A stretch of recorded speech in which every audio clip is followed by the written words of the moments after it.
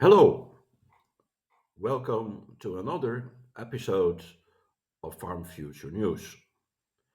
Today we are going to talk about plowing, spading, what's the difference, what kind of soil processing are we going to do before planting.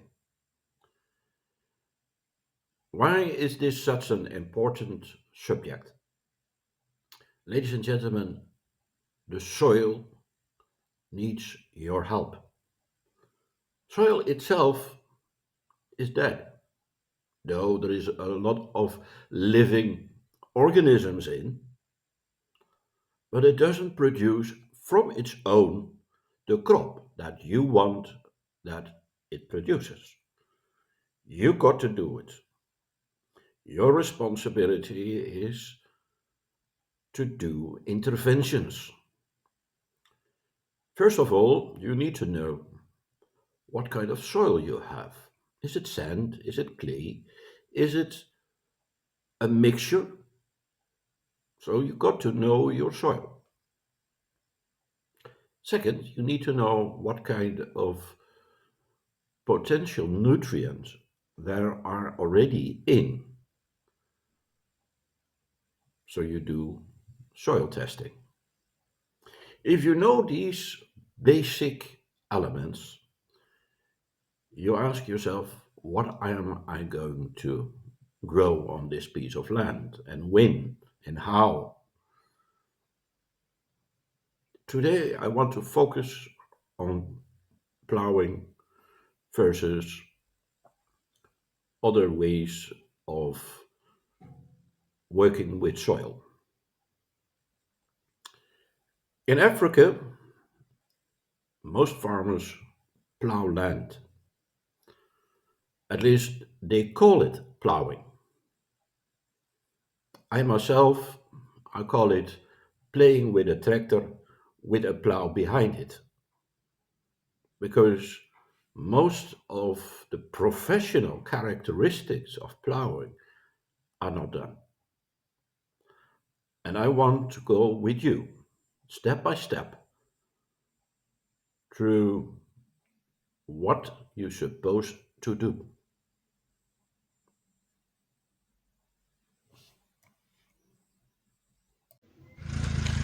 Farmers in land preparations, they are very important steps that we take. And what we are doing here is what we call the rad plow. Rad plow is recently breaking the process is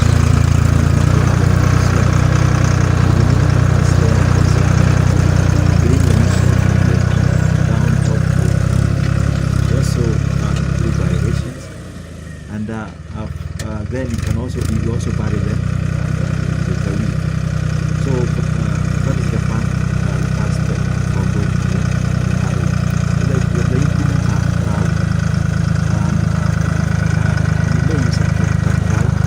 We also use the cow, we use the cows or animals, and then we also use the farming machine.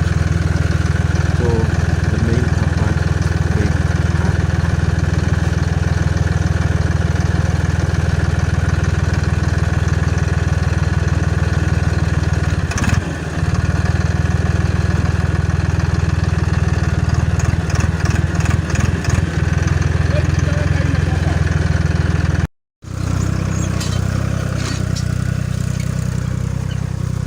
Hiyo nimechukua hii kwanza.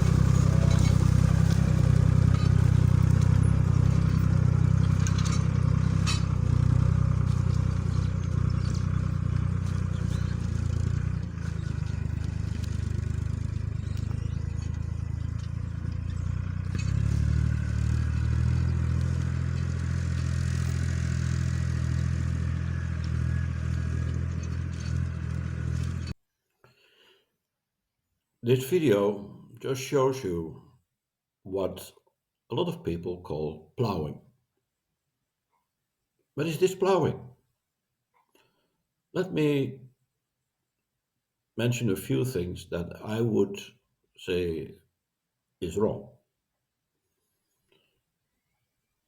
First of all, you can see it is not really covering the complete soil. Second,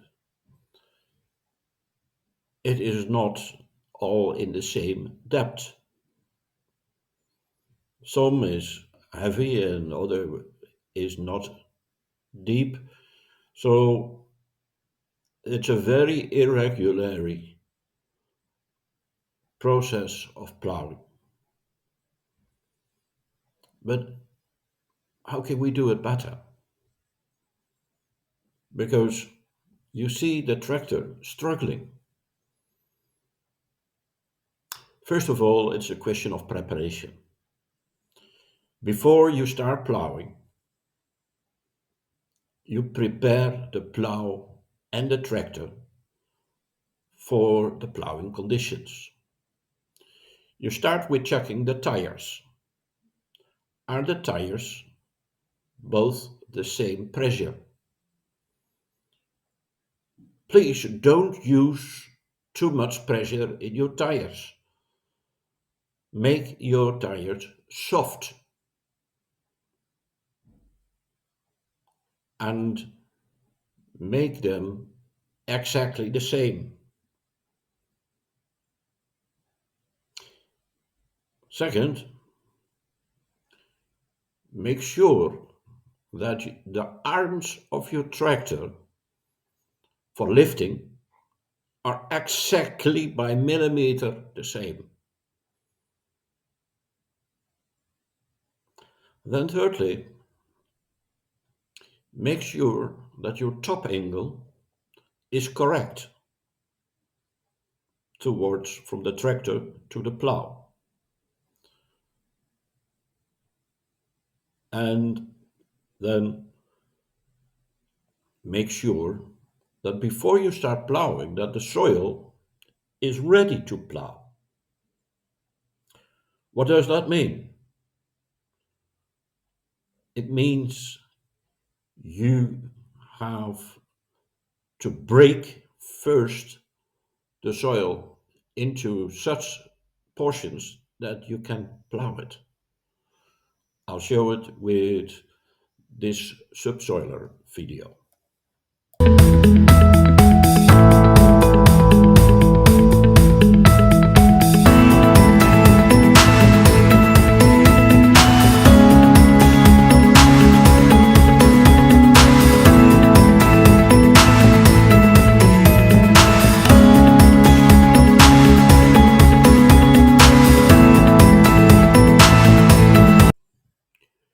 Before we plow, we make sure that the soil is open, that there are no layers in the soil where the plow cannot make a breakthrough.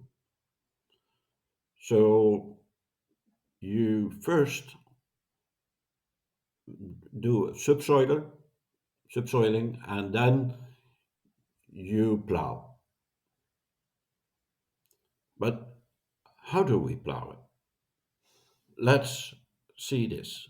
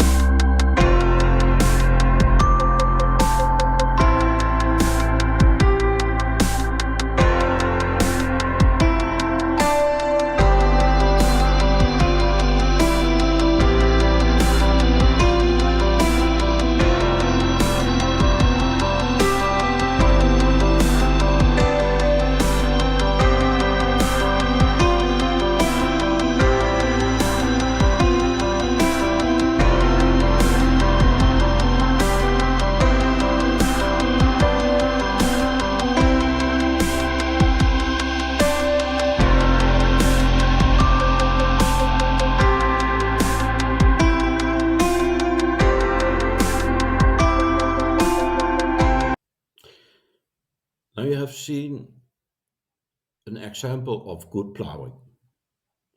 The plow was well uh, technologically connected to the tractor, and the tractor was doing what he's supposed to do together with the plow, turning soil around and don't leave anything what is on top. The driver was adjusting his speed to what the machine was able to do. But I'd like to ask you a question.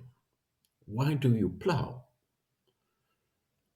Plowing is not a real efficient and good technology. There are better ones, and I'd like to show you spading. I personally like to spade the soil after subsoiling.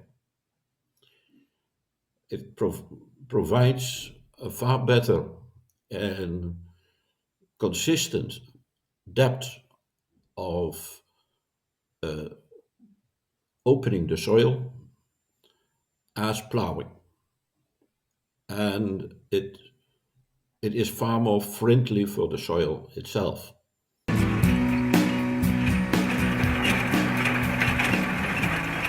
Today we're going to be talking about the Spader, which is an implement from Italy that's designed for primary and secondary tillage, and it's considered a conservation tillage tool because it is much easier on the soil. You don't end up with a compaction layer because of the way that it tills the soil. The way that the spader works is it's a series of these small spades or shovels that are mounted on an eccentric. So instead of spinning like a rototiller, they actually just pivot, and the spade will take a bite of soil and then kick it back to this flap where it shatters. When you're setting this up, it's really important that the spader be level from side to side, and then it's also important that you have the tilt adjusted with your top link so that your gearbox, which is right here, is level when the spader is engaged with the ground. The depth can be adjusted. It has these shoes on both sides of the spader which regulate how deep the implement goes into the soil. It's important when you're using the spader to make sure that you engage the PTO while the spader is up off of the ground. If you engage the PTO with the spader in the soil, you're going to put a lot of pressure on the equipment and you could potentially damage the spader or your tractor. This spader is sized for our tractor. So our wheels are on 72-inch centers, and that's the size of our spader because you want the spader to cover up your tire track. After the initial pass with the spader, you're going to wait a week to even 2 weeks to allow your residue to break down, and then you'll go in for a second pass for your secondary tillage. The second pass, you can lift the shoes up a little bit so that the spader's not going quite as deep, and the goal is to create a finer bed for transplanting or direct seeding into. You may have to go in for a third pass if you're doing direct seeding and you need a finer seed bed.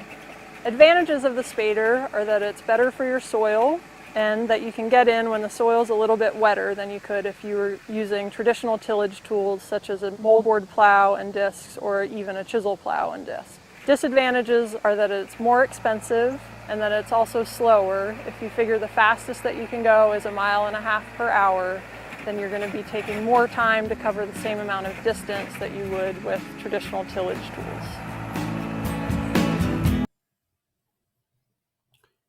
Spading instead of plowing. I hope you have an idea about it. Let me show you that there are several used spading machines available, and I want to show you this one.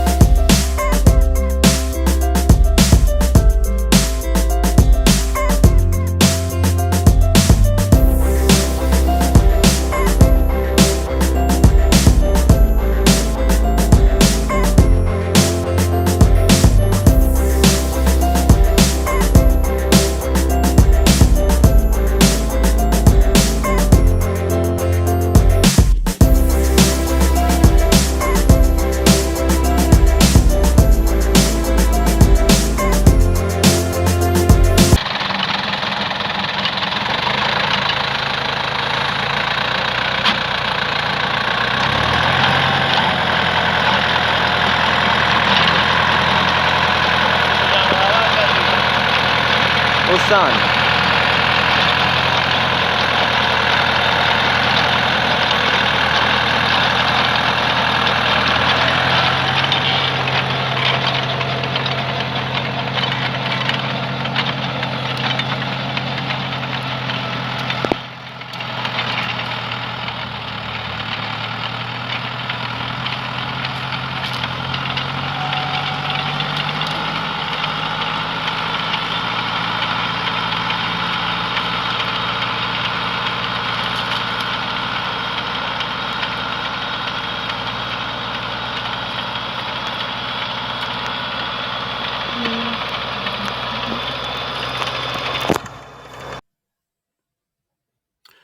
After plowing or spading, you have to prepare your seedbed or your plant bed.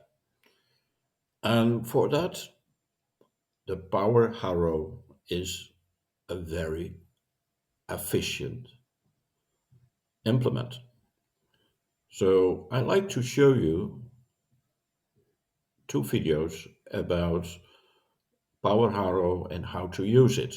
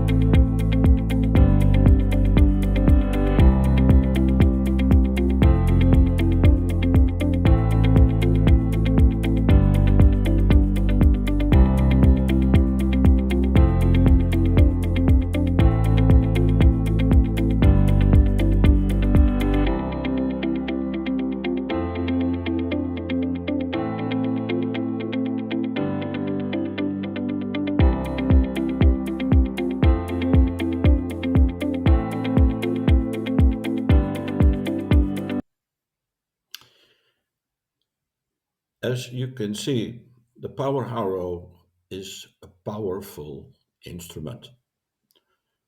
It's powerful, but we got to be very careful. If you misuse it, it will make its own layer in the soil as an obstacle for the roots to go through. So it's important that after you have plowed or you have spade, and then you do power harrowing, that you have everything well organized and well managed. Farming is complex. Also, operating tractors and its implements is complex. Underestimating is one of the main mistakes made in agriculture. Please read your instruction books coming with the different implements. Follow trainings so that if you invest in this kind of equipment, that it will benefit your farm. Thank you for this that you have watched this video. Please like and subscribe or subscribe this channel because we love to see you here again. Thank you very much. Bye bye.